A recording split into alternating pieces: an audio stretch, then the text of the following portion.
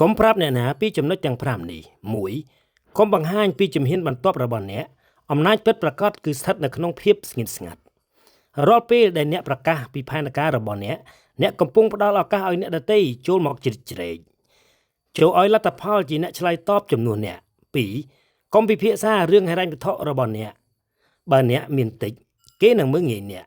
បើអ្នកមានច្រើនគេនឹងច្រណែនអ្នកចូលរក្សាវាទុកជាអាថ៌កំបាំង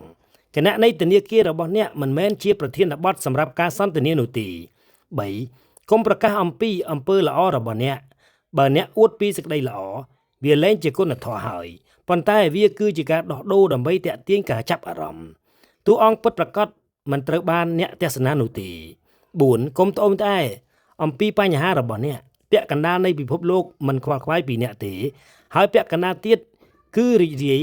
ដែលអ្នកជួបបញ្ហានេះការតស៊ូត្រូវកសាងឡើងនៅក្នុងភាពស្ងៀមស្ងាត់ 5. កុំចែករំលែកអាថ៌កំបាំងគ្រួសារផ្ទះរបស់អ្នកគឺជាបន្ទាយអ្វីដែលកើតឡើងនៅខាងក្នុងត្រូវតែរក្សាទុកនៅខាងក្នុងកុំផ្ដល់អាវុធឲ្យពិភពលោកប្រើប្រាស់ប្រឆាំងនឹងភាពសុខសាន្តរបស់អ្នកសេចក្តីសន្និដ្ឋានមនុស្សឆ្លាតវៃនិយាយនៅពេលដែលពួកគេមានអ្វីដែលត្រូវនិយាយចំណែកឯមនុស្សល្ងង់និយាយព្រោះតែពួកគេត្រូវតែនិយាយពីអ្វីមួយចូលធ្វើជាម្ចាស់លើភាពស្ងៀមស្ងាត់ហើយអ្នកនឹងអាចគ្រប់គ្រងខ្លួនឯងបាន